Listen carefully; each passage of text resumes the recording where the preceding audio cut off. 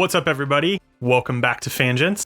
Today, we're going to be talking about the future of Star Wars. I'm your Jedi Master, Jake Carter, along with my co-host, as always, Aaron Lewis. This is the way. the scruffy-looking nerf herder. Oh, yeah. That should be my intro from now on. Yeah. Good, yeah. Yeah, you're the Jedi Master. I'm scruffy-looking nerf herder. Yeah. Nice scoundrel. Scoundrel. So this weekend is the annual Star Wars celebration, where basically a fan event celebrating the love of Star Wars, which we both love Star Wars. But a lot of big news came out of this weekend in London. So we're going to kind of talk about what that means for the future of Star Wars. Yeah. A lot of news. A lot of I feel like last year's Star Wars celebration was cool because we got like Ewan coming back and Hayden Christensen coming back, and like it was kind of like, I think they're trying to make it cool, so they made it more of a spectacle than it was like making big announcements. And I think this year they made some big freaking announcements. Yeah, which let's get right into it. So I think the biggest of the announcements they had were the announcement of 3 new movies. So we have one movie being kind of set in the past, directed by James Mangold, who's directing the upcoming Indiana Jones movie. He did Logan and some other films, but he's going to be directing a movie about the first Jedi who kind of, discovered how to like really harness the Force and stuff.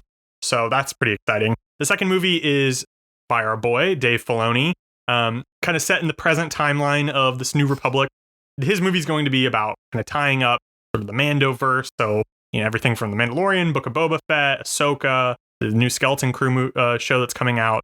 So that'll be interesting. And then the third movie is directed by a woman named Sharmeen Obaid Chinoy. Hopefully I pronounced that correctly. She did a couple episodes of Ms. Marvel. Mm-hmm. Yep. And she's going to be directing a movie that's set 15 years after the rise of Skywalker and is about Rey setting up a new Jedi Order. So that one was definitely the one that I think was most kind of surprising to a lot of people. For at least for me, kind of given the sequels and stuff. But yeah, so you want to just like get right into it and talk about it? Let's actually roll it back and let's break them down one by one. Yeah, We'll start with what is it, Dawn of the Force, or what is it called? Well, there's no. Okay, so I guess with that being said, they also kind of they established sort of the timeline for Star Wars. Oh, okay. So we kind of start with Dawn of the Jedi, and we have Old Republic, the High Republic, Fall of the Jedi, which takes place kind of during the prequels. You have the Reign of the Empire set after Episode 3, up to I think A New Hope. Age of Rebellion, kind of showcasing all of the original trilogy. Then you have the New Republic, which is like the Mandoverse.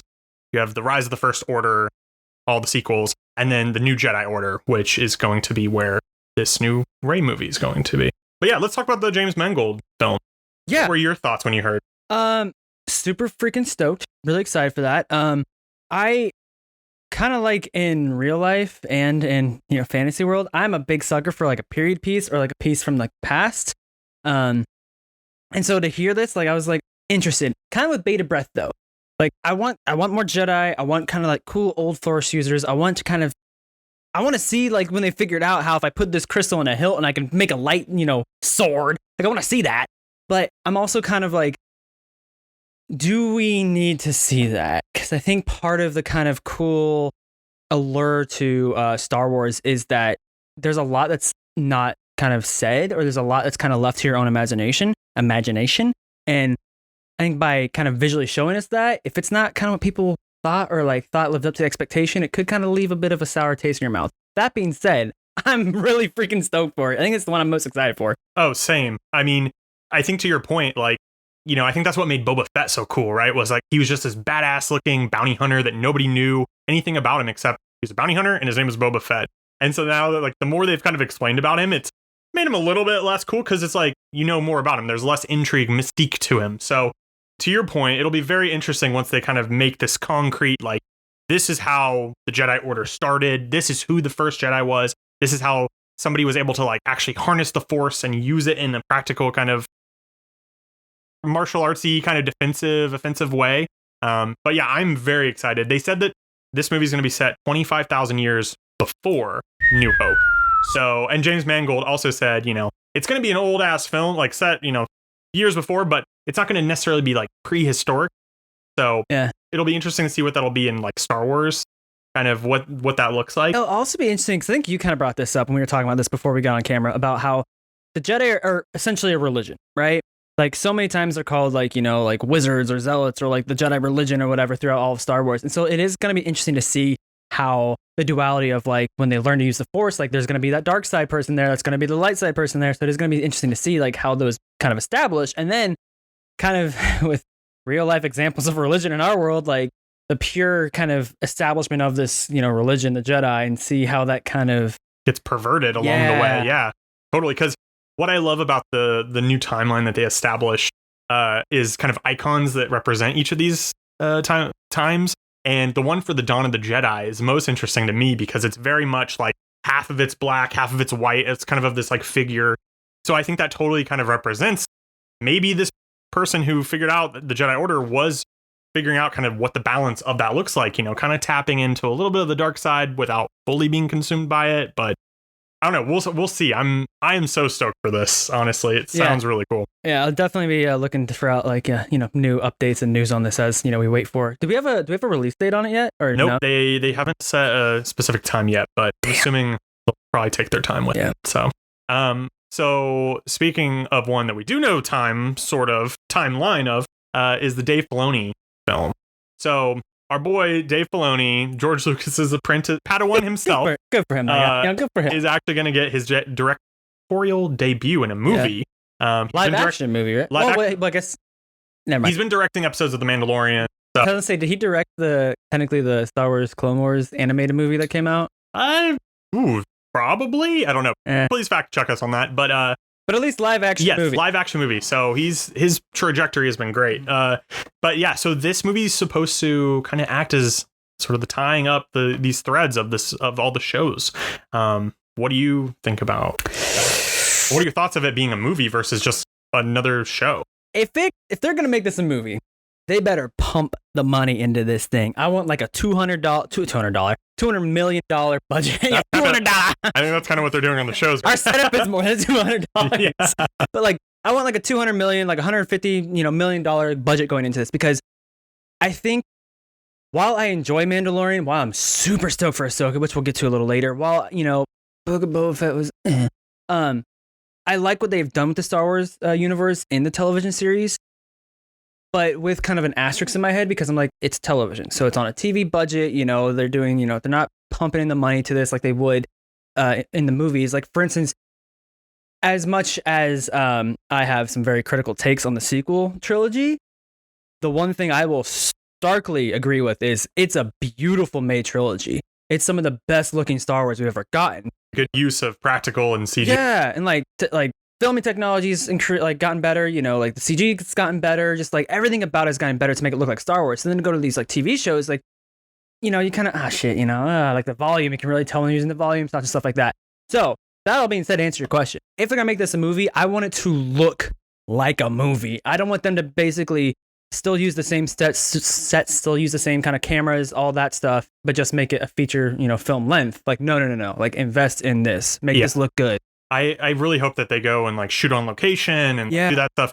Maybe, go to other planets besides Tatooine. That would be really cool.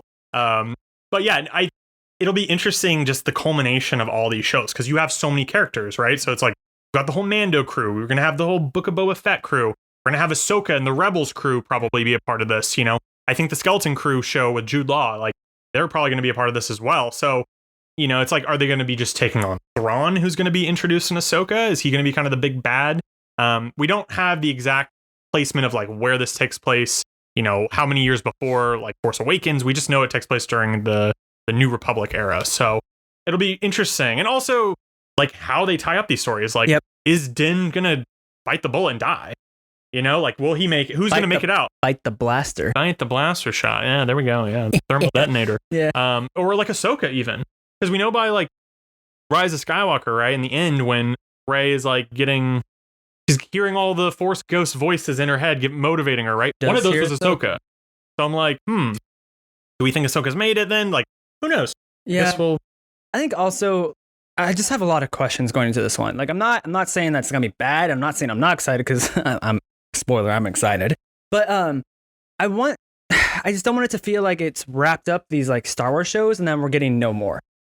Because, for instance, like, jumping ahead a little bit, the Ahsoka series had the first trailer drop. We know that's coming out. Like, is that going to be multiple seasons before this movie comes out? Or is it going to come out before the second season comes out? Are they going to do multiple seasons? Like, we know that Jon Favreau's already written season 4 for Mando. Like, is that going to just be absorbed in this movie, or? So when they said, like, this is going to tie up the Mandoverse, I'm like, so are you basically saying that we are now done with television because we just need the television to kind of heal the fan base, and now we're just going to strictly focus on movies?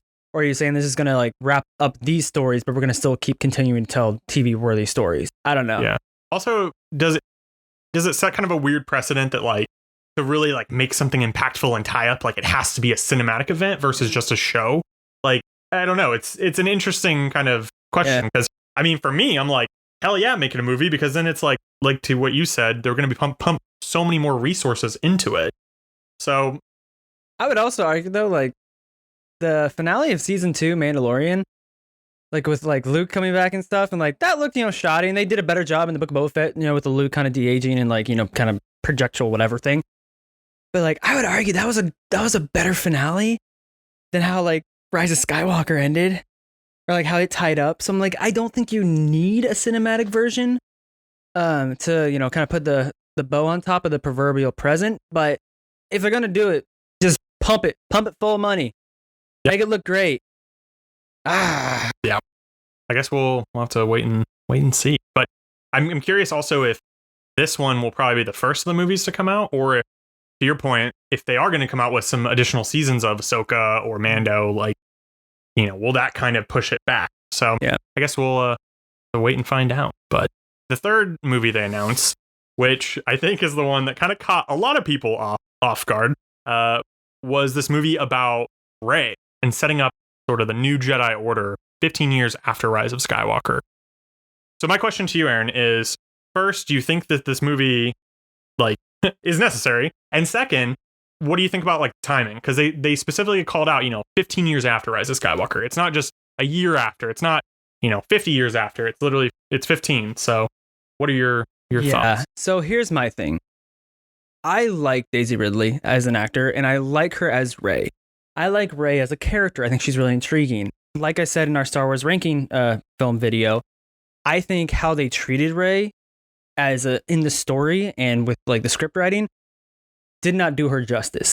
So am I kind of looking forward to seeing, Rey Skywalker, or just Rey / Daisy Ridley, like, come back into the Star Wars universe? Yeah, I'm intrigued. That being said, I am very surprised they are touching this era of Star Wars so soon. There is so many other stories you can tell in the future. There's so many stories you can tell in the past. Like, I think kind of in the Empire era, we've gotten a lot of content over the past 10 years. So, like, we can leave the Empire era, as is. But I was just really surprised that they chose, like, this, and especially so soon.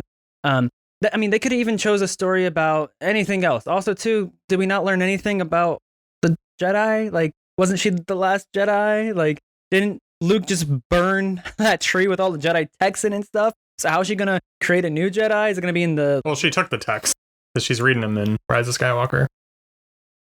Yeah. But, yeah. But they set the tree on fire. Yeah, I know. There's a lot of stuff. There's just so many messy things in that sequel trilogy, right? Yeah. Point in case what we just happened here. So, I don't know. Like, I'm not going to, like, totally hark on and be like, we don't need this.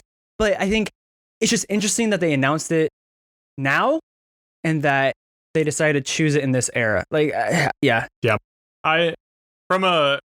I'm kind of inclined to think that, they should have maybe waited a little bit more. Like, to your point, I think having time separate, because for me, I've been really into these High Republic books, right?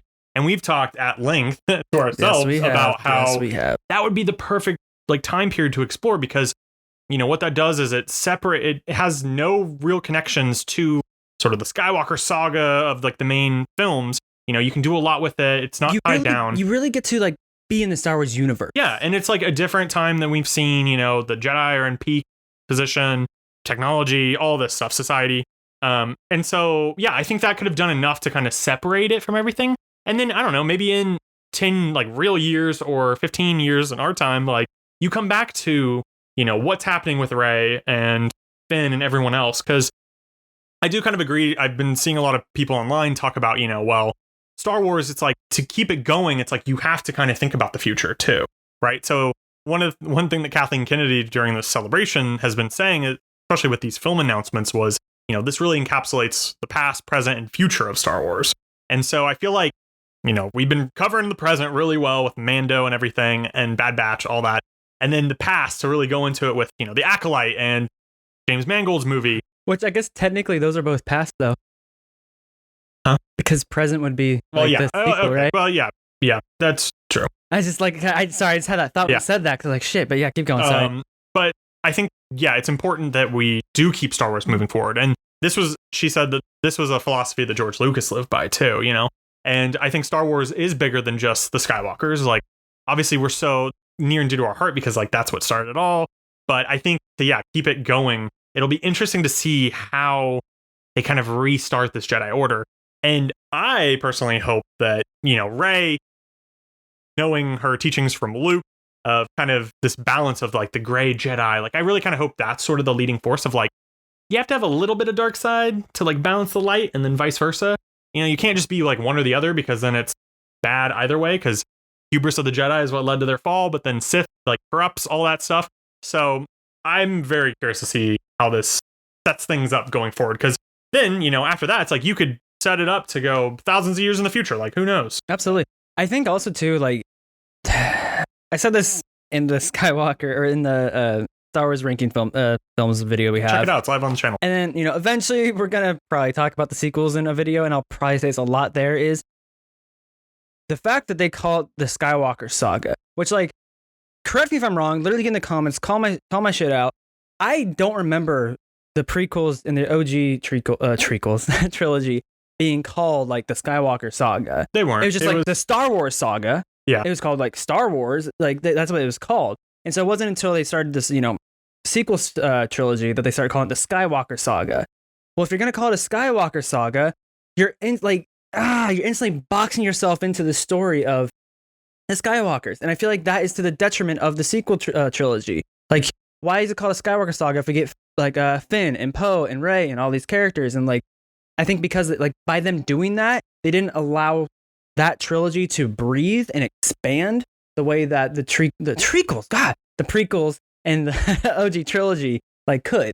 So I feel like that's why people are so kind of hesitant to go into the future past the sequel trilogy, because it just didn't have that feel, at least for me. Like, I'm totally my opinion, right? I could be wrong, but yeah, I think to that point, I do kind of agree that it's like a weird name, whatever. But I think hopefully as we kind of build past this and they have more stuff into the future, like it'll just be a nice like naming convention, kind of like how the MCU, it's like phase 1, 2, like it's going to be a way to like identify different sections or whatever. And I guess with this new timeline, right, of like maybe that will help a little bit more of like, you got the Fall of the Jedi, Age of Rebellion, like that's kind of what I'm looking more at than this weird like Skywalker saga. Well, that's what I'm saying. It's so dumb. Like, yeah, that's what I'm saying is though, like because they call it that, like they don't allow it to breathe and like expand. You don't feel like it reaches like other Jedi and stuff. Yeah. So it's like, I think like you said, by them kind of rebranding it to be like these like eras, right, on a timeline, it's kind of like, okay. The one thing I don't like though is that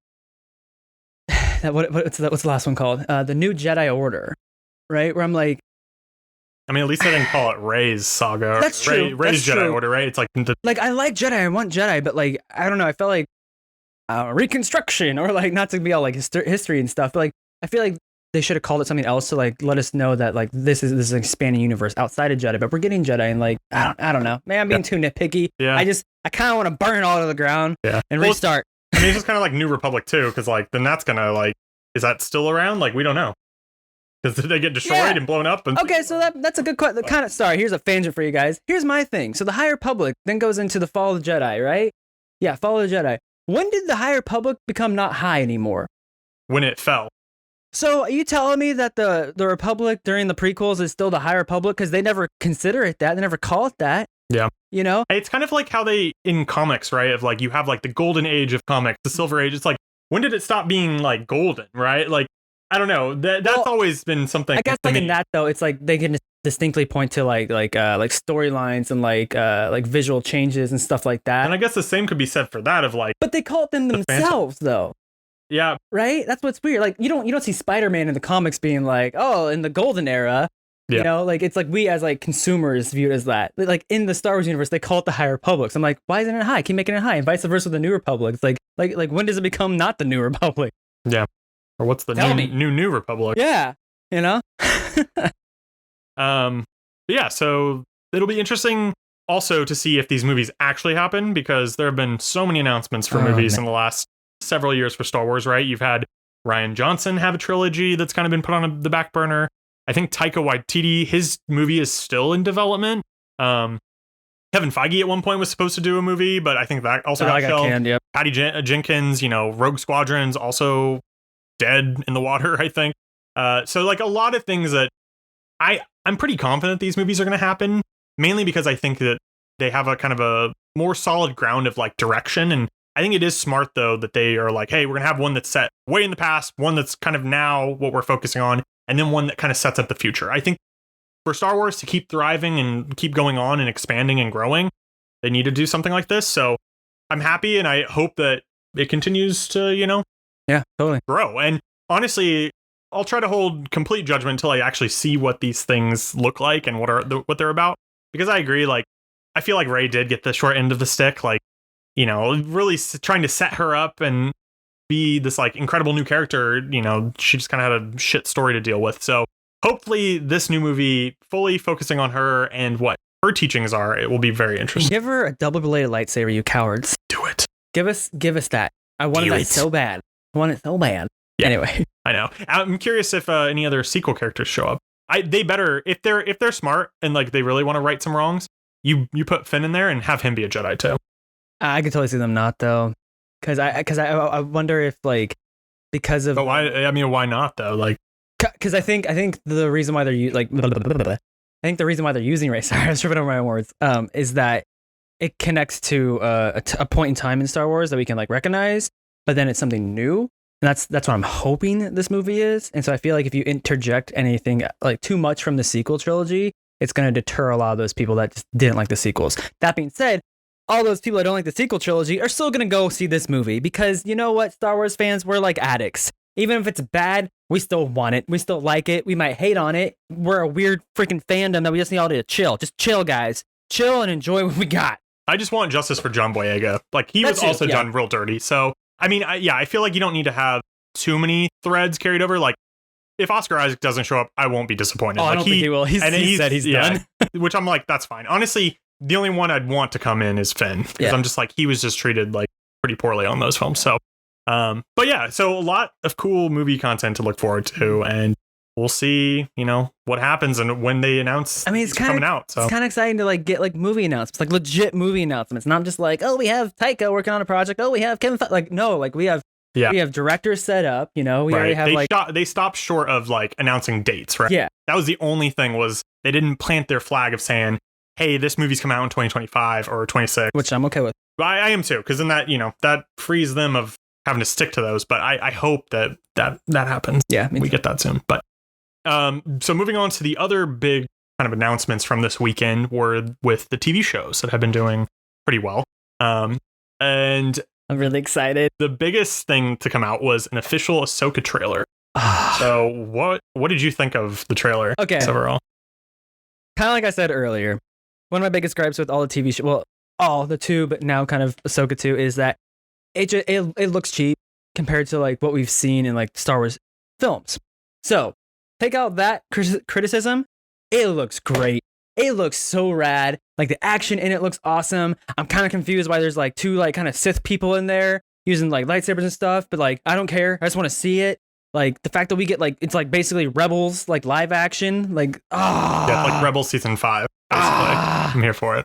We get Sabine, which by the way, the actress they got to play Sabine, looks like her. Yeah, like, I was like, holy hell, looks just like Sabine. I'm really excited for to see Hera in live action, one of my favorite animated characters besides Ahsoka. Like it just looks good. I'm stoked. I'm happy it's coming in August. I think thinking of it in terms of like the TV production side of things, I do think it looks like the best compared to like Mando and Boba Fett. Yeah. Like I think they've like really upped, at least from the trailer, right? Like trailers can be deceiving, so we'll wait till the actual show comes out. But I'm so pumped, and also got official confirmation that Lars Mikkelsen is coming back as Thrawn, which is huge. He's one of the few voice actors that is coming to play the live action version.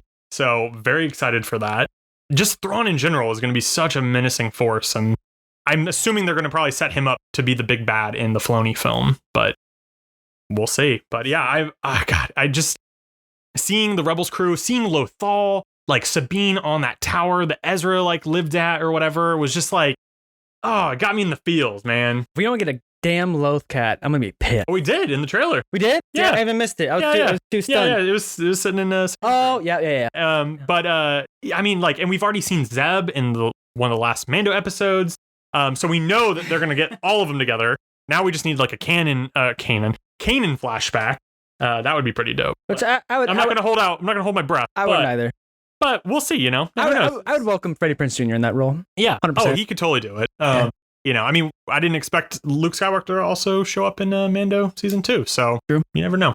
Never know. Magic Star Wars, baby. I guess we'll never know. Yeah. But yeah. Any other call outs from the trailer that stuck out to you? Oh man, just like I think with every iteration and every time they film, I always mess up her name. Rosario Dawson. Nope, Rosario Dawson. Yeah. I apologize, RD, because I always want to flip it. Anyway, every time we've seen her as Ahsoka, I think they've done her better and better justice and stuff. Like I remember the first time we see her, I was like, oh man, her like mom trails look kind of like fake, and like then we see her again in Book of Boba Fett, and it looks a little better. And so to see her in this, I was like, this is the best iteration of like live action Ahsoka we've seen, especially when she slices double blade the glass or whatever and jumps out the window. I was like, that's straight from like Clone Wars animated series. Like that is an Ahsoka and also to a T. She uses the lightsaber in the ground and turns around. I'm like, that's a straight up move from that too. Like, because like she is a more like acrobatic kind of like, not, I want to say flashy because I feel like flashy has a connotation of like unnecessary movements, but like she has like this very elegant kind of like acrobatic movement to her when she fights and like when she like wields her lightsabers. I think we got that in this trailer, so I'm excited to get more of that. I like how the I like how the vibe of, you know, Mando and Boba Fett, it's very like Western, and Ahsoka is kind of setting up to be more like samurai kind of almost, and I'm so fucking excited for it. I can't wait. Yeah, she just looks great. All the Rebels crew looks great. My boy Chopper's in there. Fucking so excited. It's gonna be so great just to see them all together, and then you know how like where Ezra is. Like he's out there somewhere. Like if Thrawn's out there, then we can just assume that hopefully Ezra survived. But yeah, I can't wait. That's coming pretty soon in August this year. So yes, that is one show though I want them to take their time with. Like I hope Dave Filoni went into it and be like, okay, this is the storyline for season 1, this is the storyline for season 2, or whatever. Or if they're just gonna tell one story, like the whole story in season 1, that one at least like 15 episodes, 40 minutes each. You know, like I don't want them to, if they're trying to find Ezra, which is what I think the show is going to be about. They haven't confirmed that, but like, I don't want them to rush through it. I want them to tell this story in like 8 episodes that are like, you know, 30 minutes long. Like, no, like let us live with these characters. We've been dying for this story. Like Ezra's been gone since, I don't even know when Rebels ended, but he's been gone for that long. Like let's really flush this out. Yeah. No, I totally agree. And those side Sith characters that you mentioned, or dark side users, those look pretty cool. Ray Stevenson playing sort of the man or whatever. He looked so menacing. I loved his like very like medieval almost looking, like looked like a High Republic kind of outfit, and like his sword or saber, and almost looked like blood orangey and like not a true red almost, you know, like it was kind of a different like compared to like Vader, right? Like what we've seen in Obi-Wan. It was like a little bit off. I've seen people get really like kind of like, whoa, about that. And like, I don't know. I'm chalking that up to like an editing error for now. Yeah. Because we've seen like other movies, but also Star Wars trailers that like kind of come out and like maybe a little too early. And then, you know, a couple weeks or a month go by and you watch the same trailer and you're like, oh, they kind of fixed up these things. So maybe it's just, you know, the editing on it wasn't perfect just yet. Yeah. But and if it is kind of an off shade of red, that's kind of cool. Yeah. Kind of like that. And then, the other like woman that was with him, I think her name in the show is Shin something. But she looks really cool and badass, and they're like attacking like a New Republic freighter or something. So a lot of cool stuff to come. A lot of cool stuff. So excited. Okay, so continuing on with the shows, we had a couple new announcements for the Skeleton Crew show, which also set in the Mandoverse. This one is the one with Jude Law in it. found out that Jude Law is playing a Jedi, which I think is really cool, really exciting. This show is probably going to come out sometime in late 2023. They didn't give us a solid date, but that's kind of what the initial inklings have been. It's the showrunner is going to be John Watts, who did the new Spider-Man movies. But then you've got some like cool directors in there, like Bryce Dallas Howard. She's directing some. The Daniels from Everything Everywhere All at Once. And then, John Watts himself is going to be directing. The guy who did the Green Knight movie is going to be directing one. Like, I'm really actually kind of excited for this. It seems like a kind of Goonies and space sort of vibe. So like, I definitely was not I don't want to say not looking forward to this, but it was definitely lower on my radar of like Star Wars films or movies, TV, films, movies, TV. We got there. Because I was like, if I was a kid, if this was like 15 years ago and they're like, oh, we're doing like this like kind of Goonies style, like kind of kid, with like one adult kind of show, I've been like, heck yeah. And now as an adult, I'm like, but like the more information we got, the more like kind of set pictures we've seen, and we saw, some leaked footage of the trailer that they showed at Celebration. I'm excited for this. I want to see this. Like, yeah. And the fact that one of the kids is a Max Rebo species, the blue, like elephant looking alien, like I am so excited for. I think it'll be actually a really cute show. And I think the fact that it's going to tie into hopefully Mando and Ahsoka, I think will be really cool. But yeah, I didn't realize that Jude Law was playing a Jedi. No, That's really exciting, because then now it's like, who is he? And, he must have survived Order 66 and all that stuff. So, what other shows we got? So then the last of the main shows that they talked about was The Acolyte. I am so excited for this one. This one, I think, is the highest on my list. Besides obviously seeing Ahsoka and Rebels, but this one is going to be set in the tail end of the High Republic, and like 100 years before the Phantom Menace. Shout out Phantom Menace. But we're going to have, a Wookiee Jedi who's played by the same guy that took over from Peter Mayhew in the sequel films. Jonas, forget his last name, but he's playing this Wookiee Jedi. I think he's either Finnish or Swedish, so yeah. Insert last name there. But it sounds like it's going to be kind of a role reversal where it's like the Jedi are kind of being poised as sort of the bad guys, and then the Sith or dark side kind of users are sort of the underdogs in this. So I cannot wait to see this. Okay.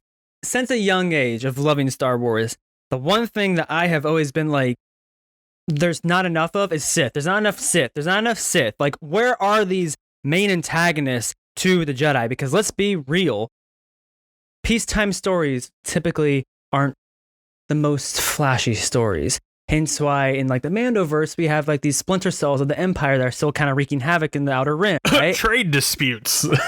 Right? But like that leads to a war, and then it's like, And so I feel like for so much of our Star Wars content, we haven't gotten a lot of Sith. We've been told about the Sith Wars. We've been told about these great Siths. We've been told about these dark side users. But then by the time they take over the galaxy, it's just one dude and his apprentice, who they kind of don't call a Sith for, especially canonically, canon, whatever. Yeah. In like the comic books and the Darth Vader comic books I've been reading, like he doesn't consider him a Sith. He's like an apprentice, like for a good chunk of time. So it's like, okay, cool, we get this one guy.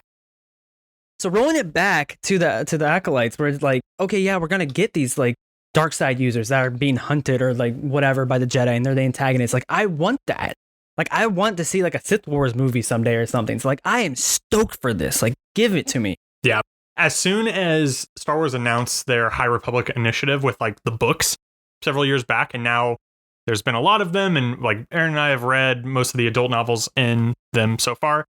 Yeah, just the potential to see what the sort of dark side, like the Sith, could be, like, so exciting to me. And also just how the High Republic functioned differently than what it did during the prequels. I just love their very ceremonial, like, robes, a lot of gold and like highly ornate, sabers and stuff. And just like how they use the Force, they're a lot more in tune with using the Force. Like, they use the Force and their lightsabers to like power their fucking starships, for crying out loud. Like, that is so cool. So hopefully we can get a little bit of this in the show and kind of seeing what that world looks like. And then I think just having it be kind of where it's like, I think the Sith kind of being the main players in this, the protagonists, it's going to be an interesting reversal. Because also too, like in the High Republic, especially in the books that we're reading, like, because the High Republic was from 500 BBY to I think 100 BBY. Yeah. There's no Sith there. Yeah. Right? There's still kind of like this extinct like force using force that because of the great, Sith wars that happened in the Old Republic or whatever. I don't know. Yeah. And so like it is cool that we get to kind of like hyper focus on that because we're so used to in like the, not necessarily the prequels, but OG trilogy and the sequels that the Jedi are the lone ones. Like there's only like one Jedi, right? And like this massive force that's trying to hunt them down. And so it is cool that's now we're gonna get that flipped like perspective of like you're this one dark side user or this little group of dark side users that are being hunted down. And I think the premise too is cool to have the duality of like two sisters. One that was taken away by the Jedi Council to like be trained, and the other one that was kind of left behind, and then I don't know, somehow realized she's force sensitive and goes to the dark side. Like heck yeah. Yeah, and I love that the main actor, she described this show as Frozen meets Kill Bill, which I think is just so beautifully put. I'm very excited for that. We get the sisterly bond of Frozen, but the complete mayhem with blades from Kill Bill. Yeah, and just even hearing what the footage description was that they showed of like some force martial arts stuff happening, I'm like, sign me up. I'm so here for it. Yes. And then, luckily, I don't think we'll have to wait too long. This is supposed to come out sometime early next year, I think. So, God, I want it next week. I know. Me too, honestly. Like, I'm super stoked for the Ahsoka series. Really am. But I think I am more stoked for the Acolytes. Yeah. Just because it's something new. Yes. And I think to what I was saying earlier of like, because it is set in the High Republic, we have this whole new playground to play in. And yeah, I think they can do so many cool new things. And for me also, I got very excited with this whole new timeline of the Old Republic being put in there. Yeah. Because for me, it was just like, oh yeah, I knew they created this High Republic officially, but I'm like, what about the Old Republic? And so now that we get that, I'm like, ooh, they got a lot of cool stories I can tell, like some Sith wars happening. Because give me a sea of red, green, purple, yellow lightsabers running against some red lightsabers, like, just imagine Game of Thrones battles, but with lightsabers. Man. So here. Don't get me too excited now, okay? Yeah. So, but any other thoughts or takeaways from kind of everything we heard? I wish this celebration was in LA instead of London because we probably would have gone. But next year. Next year, yeah. But like, I'm just really excited that we have Star Wars movies again. Like the shows have been great, and I'm always going to consume any Star Wars media that's out there just because I love Star Wars. But it's great to have films again and get that kind of excitement. Because who knows? Maybe these films are going to not be great. But that hype and like that kind of camaraderie, like excitement that we get as a fandom with Star Wars is like awesome. And so I don't know. I think this was a win for Lucasfilm. So yeah. Yeah. And a win for us fans. Yeah. Because we have so much to look forward to now. I feel like, ever since the sequels kind of ended and kind of put a sour taste in people's mouths, they've been trying to figure out what to do with these films. So it seems like now having a little bit of a plan is good. Yeah. And I can't wait. You said it on the head. It sounds like they have a plan. It sounds like they know what they're doing. And also, too, amazing. I love the fact that they announced a trilogy of movies. Because let's be real, be done with them. Be done with the trilogy of movies. Like, let's just get these one-off stories that are either like contained or may lead themselves to a sequel, but that we can flesh out later. Yeah. Because you tried the trilogy and it didn't work. Yeah. So here's a fun final fastball question for you. Yeah. Over under 50% that Grogu shows up in Rey's movie. Probably. I'm gonna say over. Yeah. I'm gonna say over 50%. That's what I'm thinking too. Yeah. Now here's my next question. Over under 50% Grogu ever speaks. I want him to. I'm gonna say over. I want him to. Yeah. I could see them also making him just like that stoic type, but I don't want that. I want him to speak some words. I want him to be like Groot, of like the Star Wars world, where like he just said, like, I don't want him to talk Yoda backwards, but like where he just says like this is the way, or yes, or no, or like very to the point kind of. I have spoken. Yeah. Right. Like. Yeah. Yeah. But no, I'm really excited. I think they nailed it. We've been glued to our phones for the past 3 days, just looking for the new news and like watching the trailers. So, yeah, I'm excited for the future of Star Wars. It's the first time I can say that in a couple of years. So. Oh, and one other announcement that they had was they're doing a season 2 of Tales of the Jedi. Oh yeah, Dave Filoni just like slid that in during one of their panels, 15th anniversary Clone Wars series panel, which can't believe it's already been 15 years since that show started. But yeah, so I loved season 1 with, focusing on Ahsoka and Dooku. Sorry, guys, the light just went out. Yeah, so I can't wait to see who they're going to be focusing on for this next one. Yeah. But yeah. So Anyway, this has been a lot to cover, but I'm so excited. I hope you all are as excited as we are for sort of the new, the next wave of Star Wars movies. But in the meantime, I've been Jake. And I've been Aaron. May the Force be with you.